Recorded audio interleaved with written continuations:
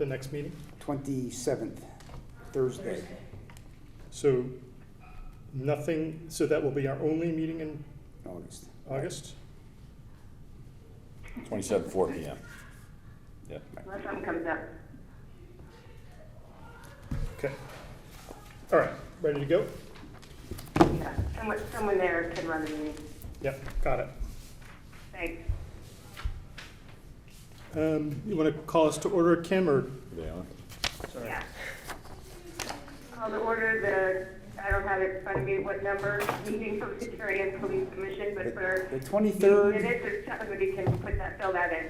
23rd and 95, 2395 meeting. Excellent. And I will turn it over to Commissioner Cunningham because I'm on the phone. It'll be easier for him to run it from there.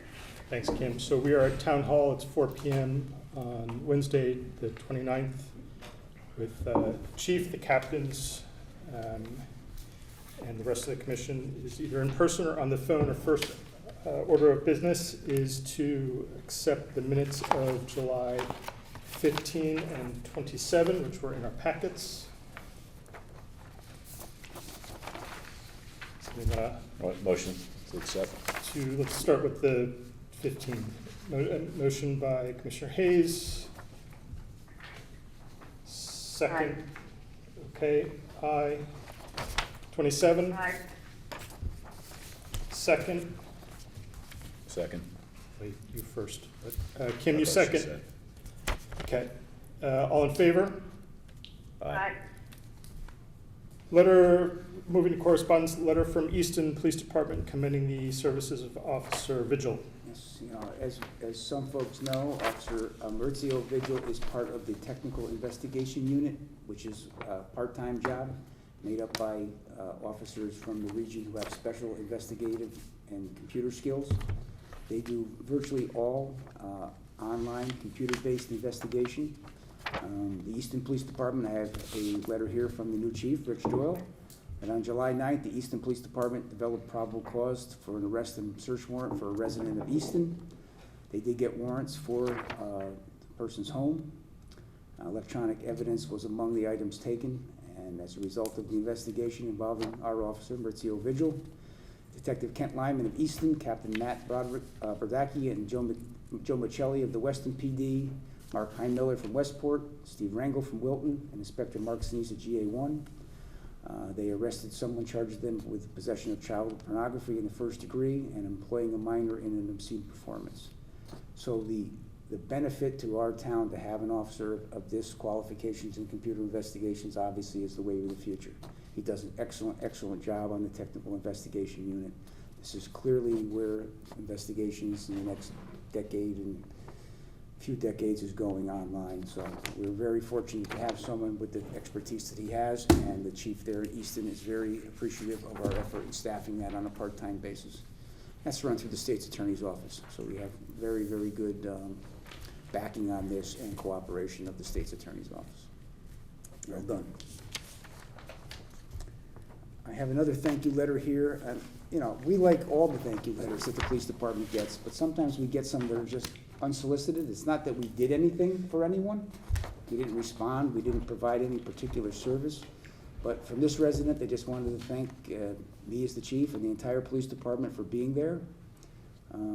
They saw some of the documents that I put out on our website and to the social media contacts and to the press of where we stood and the professionalism of our department.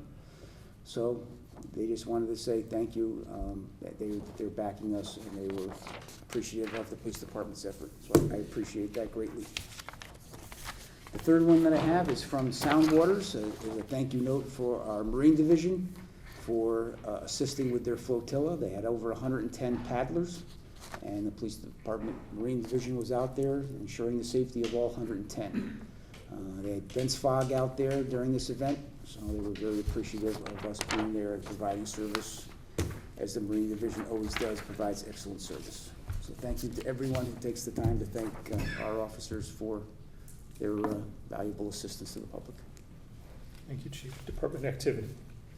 Yes, this will be a report from July 14th to today. On July 16th, a 19-year-old Darien woman was arrested by warrant for narcotics charges for involvement in an incident on June 6th. On July 19th, a structure fire caused moderate damage to a Dorchester Road residence during the early morning hours. All the occupants were able to evacuate the residence and no injuries were reported. The cause of the fire is still under investigation. On July 23rd, a Darien resident fell victim to an online scam in an attempt to purchase a puppy through Facebook.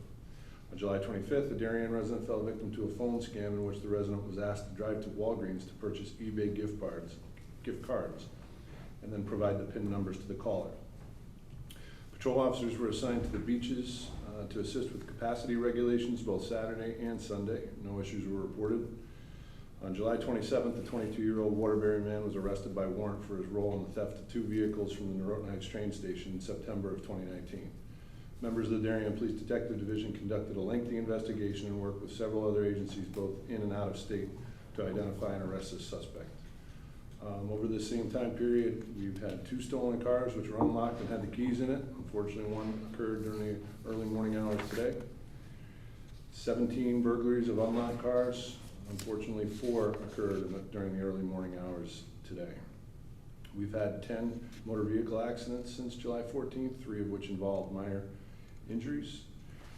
And then I just wanted to kind of recap some of the activity that the Marine Division has been involved in over the past 2 weeks. They've been very busy. The boating activity out on the Sound has seen an increase almost weekly. On July 18th, Marine officers assisted with the flotilla event in which 110 paddlers made their way from Cove Island Weed Beach area to Stamford Harbor. There was a dense fog that morning and the safety boats played a large role in keeping everyone safe with the limited visibility. We recently assisted Stamford Police Department with removing a victim suffering a medical emergency from a large fishing charter. Recently responded to a complaint of a sick person on a vessel in Ziegler's Cove. Upon arrival, they located a number of youths and alcohol on board. The youths were all turned over to their parents, and the incident is under further investigation and was referred to the Youth Division. The Marine Division received an email complaint from a concerned citizen about youths jumping from a work barge that was moored in Ziegler's Cove. Officers met with the harbor master and workers on the barge and had since had it removed. On July 22nd, Marine officers assisted with a large vessel that ran aground at Darien Harbor. Officers were required to stay on scene due to an approaching thunderstorm until the tide came back up to ensure it didn't capsize or leak any fluids into the water. On the 26th, Marine officers responded to a sinking vessel in Ziegler's Cove. Investigation revealed that the occupants of a 23-foot Donzi center console were continuously pulling themselves out of the water by the transom. As they did this, water entered the boat and the bilge pump basically couldn't keep up. The vessel ultimately became submerged and capsized. The occupants were removed from the water by the Norotan Fire Department, Unit 34, and transferred to Darien Police M127. No injuries were reported in this incident. Officers have been meeting with the residents of Brush Island Road in regards to a hazard at the town dam at the entrance to Holly Pond. They have also been communicating with the town's Park and Rec Department to implement safety measures. The Marine Division officers have also been working extended and nighttime shifts in order to prepare and train for low-light maritime incidents and also to monitor evening boating activity. And just Captain, just for people watching on Channel 79, the Marine Division, it's not just, I mean, obviously it's Darien police officers, they will assist neighboring towns as well. Correct, yeah. Did I miss one? I think you missed the first one. I missed the first one, sorry, yeah. Over the last 2 weeks, and it's on a pretty regular basis, we're required or requested to assist with incidents in neighboring jurisdictions. They all kind of work together out there.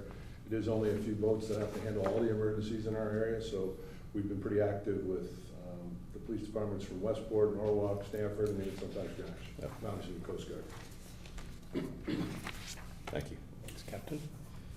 Old business, COVID-19 update. Well, we're still COVID-19 free. Darien Police Department for all sworn staff and civilian staff, which is fortunate. We do have a couple folks out on quarantine because they went on vacation, and while they were on vacation, the states that they were visiting went on the COVID-19 list, which triggers the 14-day quarantine upon return. I think they maybe are at least halfway through that quarantine, or maybe one or two of them even closer. The police department and the town certainly is discouraging travel if discretionary travel if you can avoid it. Because if you do go to I think it's 33 states now on the list, it triggers the 14-day mandatory quarantine. Do understand that there's some travel that is just has to be done, and we deal with them on a case-by-case basis. And if officers travel on vacation, they can use discretionary time and or sick time upon their return, but they can't return to duty as of right now under the rules without that 14-day quarantine. We will ensure all our officers are in compliance and also filling out the state form when you return. Again, this is for the health and safety of the folks, not only in your own family, but to your coworkers and to the town itself. So we're on uncharted territory here. We're kind of rolling with it the best we can, and we're very fortunate that for the last 5 months we haven't had any major squad shortages because of COVID-19. So from that respect, we're still pretty good. PPE, I think on Monday was our last delivery from the state. That program has now been discontinued. But we do have a large stock of PPE. I think we're well positioned in the PPE front to get us through the foreseeable future. So appreciate that stuff going. COVID-19, we're okay. By and large, we're okay. Great. Entry-level testing update. I'm going to give that to Captain Shredders. He kind of oversees the entry-level testing. So the candidate that was selected is going to come in on Monday to see Lieutenant Hadema to sign the conditional offer. And his polygraph is scheduled on August 11th. Unfortunately, well, we did not get a seat in the next academy. We were put on the waiting list. And the academy was moved back now. First it was September, then it was moved up to October. Now it's back to September 11th. So if we do get a seat, it's going to be rapid pace. Is he on a wait list for that seat? Yes. And typically does that wait list really move? We can get a 1-minute warning where a week before they said, you've got the spot. So we've kind of got to get him prepared as if he's going with uniforms and all the testing done, and in case we get the call. You can get a call 2 days beforehand, and he's got to go. Captain, we still doing the first portion of it as virtual? They said it's a mixture of online and in person, so I'm not quite how, I just got the first packet today, so I have to read through that and see how they're gonna. I would think day one you would appear. You're going to appear somewhere as a new police candidate for post. We would set up a workspace in the training library for him to his studies.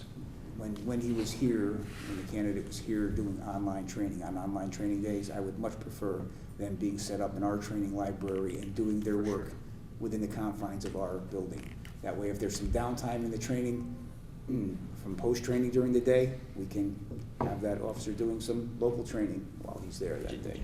Even if it doesn't count, there's valuable things that we can do in advance when the candidate's on our property. So. And just the interaction factor too, just so we can be around and see people and get to know people and, appears, getting some type of normal routine, with everybody at the PD. Yep. And just for the folks watching on TV, once again, we had exceptional candidates come forward.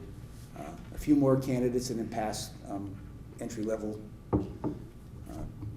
times, but we had some excellent candidates here, and we continue to have, if you want to call it a problem, the problem of selecting one excellent candidate from a pool of excellent candidates.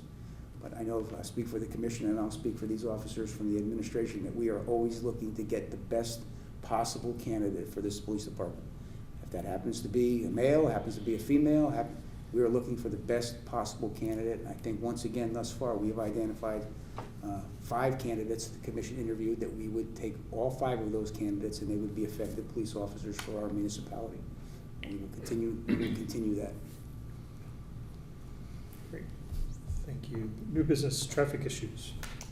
Okay, so you want to take the Pear Tree Point? I just happen to see that one, so. I do. Do you want to take Pear Tree Point? I'll take comments. Just the recent posting of the no parking? And no, the down on Pear Tree Point Road, there's the little cutout when you come around off the Rings End Bridge, you make the right to go on the Pear right. Tree Point. Yeah. There's a little cutout there that's been parking there for time immemorial. I have no issue with that.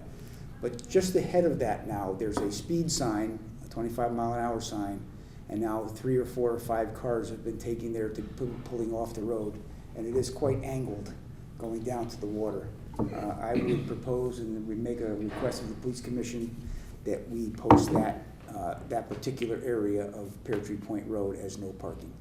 Now, in my 37 years, I don't believe I've ever seen anyone park on Pear Tree Point Road past that little cutout, but with the provisions at the beach and the extra people coming to the beach, they're looking to tuck cars in spaces where we've never seen them tucked in before, and that's not a spot that people should be parking, especially when half of the car is out into the travel portion of the roadway. Yeah, I saw that once in a while when the beaches were closed, some cars were there temporarily, early in the morning though. We But, have this- I agree, I think that's. We have the same thing on Crane Road occasionally. We posted Crane Road years ago up until the corner where you go around the corner for the same type of thing. People were parking there on both sides of the road causing a traffic impaction. So I would propose that the commission approve posting of no parking on Pear Tree Point, as I would say within 200 feet of that cutout at Long Neck Point Road. Okay, so proposal of posting no parking 200 feet past the cutout on Pear Tree Point Road. Make a motion. Second. Second, I'm sorry, second. All in favor? Aye. Aye. Aye. Thank you. Commons project. So last time we met, they had that, a couple proposals. The one proposal was the temporary driveway under Roten Avenue to facilitate working in the back of Equinox. They decided to abandon that plan. It was getting a little too complicated. The Heights Road closure that the commission approved from 720 to 724, that work has been completed. So they made it across the road, and they're into the curtilage of the Walgreens, that whole property over there, which is good. So the next big issue we had was they requested a shutdown of West Avenue for a 2-week period, beginning August 14th, that the commission approved. The chief and I sat down with Jason Blair from he's the project manager of the company up there. So they agreed to go back to the original plan of alternating lanes. However, the one, and that's going to be better to facilitate the buses and the trucks from 95 if there was a problem on 95. But they asked if at night, when the workday is done at 3 or 4 o'clock, if instead of plating up the road, they would leave West Avenue westbound towards Stanford as a one-way and have eastbound traffic diverted down Edgerton Street to Heights and then back to Norotan. So that would facilitate, I guess it would take a week off they said it would take 7 weeks to finish that job with alternating lanes. So if they could leave the road open at night and just keep that one way, it'll knock a week off the job. And it'll still keep traffic flowing, especially going westbound, which is the biggest concern. So if you're going westbound on Heights Road at night, you'll be able to go through. If you're going eastbound, you'll have to take a left on Edgerton or right onto Roten or right onto. Yeah, we're talking about West Avenue Yeah. now. So West Avenue. Closure of Heights West Road is Avenue. finished. Heights Road is done. Yeah. So if you're going down, if you're coming up West Avenue, you pass Rings End Lumber, Yep. you're going towards Stanford, you go through Norotan Avenue, you can continue Straight westbound into Stanford. Yep. If you're coming from Stanford, going towards Rings End Lumber, when you get to Edgerton Street, you're gonna have to make a right down to Heights Road, left onto Heights, and then Okay. Norotan Avenue, you can go whichever way you want. Got it. And what were the hours? It looks like they want to do, it's going to be something like 7 to 3:30 or 7 to 4, something of that type. And instead of plating the road and opening the road up, they're just going to, they're going to obviously contain the work site so it's not dangerous, but it'll just keep westbound traffic open.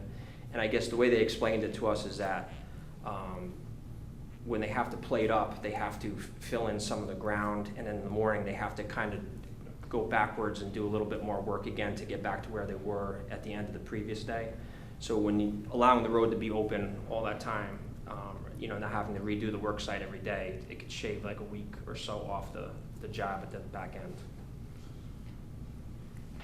Okay. I think it's a much better option than closing that West Avenue for 2 weeks. The more we talked about it and bounced ideas off of each other and the problems with the tractor trailers, it would just, that intersection at Norotan and West. And there was never, in the 4 years that I was involved in that project, in the pre-planning and pre-construction, there was never any discussion of closing West Avenue. That's true. And when we got the engineers to resend the plans, and then my question is, and I questioned Bob and questioned the contractor, what happened from the time that you sent this very detailed plan? Did you find something else, right, that would make us, maybe change our mind? What they're doing out there on West Avenue is to try to mitigate a lot of the flooding issues from Heights Road. So this is a plus. This is a win for the town. It's going to be better than it's ever been. I can clearly say that. But closing West Avenue, have to reroute the buses all the time, and this is a much more effective compromise, I think. And I think it's a better deal for all involved. Do you have any concerns at all, or? The only thing really concern is the bus movements, the city bus movements, or the state bus after hours. They're going to have a slightly different route. But during the day, most of the folks riding the bus, they're going to be able to be on their regular, the regular route. Okay. The big thing is that being able to keep westbound open, if something were to happen on the highway and tractor trailers had to get off, now they can still continue westbound into Stanford. Where if the road was closed, they'd have to try to take that left onto Norotan, and then their only choice would be 95 again or Route 1. And taking that turn, a tractor trailer from Norotan onto Post Road, that's a little unwieldy too, so. Hopefully we won't have any issues on I-95 during the time that they're doing this. Nighttime typically it's much easier to close things or reroute people. There may be a little bit of backup on rush hour, but after that it'll be fine. I don't see any big issue. Okay. Curb cut? The curb cut, that plan is still in place, but they want to finish the West Avenue project first before they start that. I could see that probably starting maybe sometime late September, mid-September, October. So we have to move to amend the previously approved West Avenue plan, the alternate routing. So basically, they're going to go back to their original plans from the phases and work with an alternating travel lane. Okay. And then are just asking at the end of the business day for them, instead of completely shutting down that work site and plating, just to let westbound traffic go through and detour eastbound traffic. And they're going to set up a safety area and with Jersey barriers and make it safe for travel. So it won't be an attractive nuisance. You won't have to worry about cars, driving into a ditch or anything like that. Are you concerned 7 p.m. is a little early? I mean, should you push it back to 8, or you're fine with 7 p.m. based on the traffic? As far as having it go down, Edgerton Street? Yeah. Oh yeah, that's no issue. There may be some backup during the height of rush hour, but the westbound traffic is the more concerning because you're impacting upstream intersections, right? Eastbound traffic, you're not really impacting upstream or downstream intersections, right? Only Hollow Tree is the only one that's impacted, where the other ones you have 3 or 4 that really can get really blocked up when you're having constriction there, all the way down to like Maple Street, Norotan Avenue, all the way down to Maple and Hecker, because of something that's happening at West and Norotan, right? There's a lot more intersections there that are problematic, but you don't have coming out of Stanford. Assuming we'll be messaging the neighbors on West Avenue there that in the overnight period, they'll only be able to take one way out of their driveways. Yes, and we have to notify ambulance and fire. Yeah, and Jerry will do our usual yeoman's traffic advisories where everyone is aware of it in our social media and our media outlets. Every time that we do one of these and we get this out, it turns out to not be as big a problem, but at least folks can't say that we didn't make every effort to let them know. So. Okay. Move to approve the amended West Avenue traffic pattern. Second. All in favor? Aye. Aye. Okay. Thank you. Anything else on traffic issues? Last issue in new business is Officer Brown and the probation. Well, Officer Bryce Brown is one of those ones where you pull some magic out of the hat and you get an all-star for a 4th round, future draft pick. Bryce Brown has proven to be everything that he was told to us that he was going to be. I wholeheartedly recommend to the commission that we appoint him as a full patrol officer effective August 3rd, 2020, which will have been his 1 year of employment here. he has a bright future. He's a fine, fine officer. I'm glad to have him. Great. Move to approve Officer Brown in probation as of the 3rd. Second. And you got documents here for you gentlemen to sign to that effect. All in favor?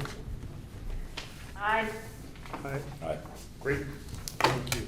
Any other business? Good. As we all know, there's some legislation that was passed this morning that we're going to take some time to digest. There's a packet, literally this big, that we'll do some reading over the next week or two and probably have some. When we meet again, we can certainly have that discussion. To that end, the next meeting will be on Thursday, so not Wednesday, Thursday, August 27th, here in this room, 206 at 4 p.m. And Jamie, I know, since you're here, I know you asked our thoughts on that. We'll get back to you on that as well, Yeah, in terms of legislation. that's great, thank you, and I will likely be asking the chief and the captains, if they wish to join the chief, to come before the Board of Selectmen, so that the public has an opportunity to hear from our command staff and the commission, if you desire to come, on your thoughts about that legislation, and specifically local impacts. Great. That's great. Thank you. Anything else? Congratulations to the chief for this Yeah. upcoming weekend and your daughter. Thank you very much. Good luck. Good time will be had by all. Don't mess up the speech. Putting your bad mojo on me. Okay, we are adjourned. Thank you very much, all. Thank you. Thank you, Channel 79.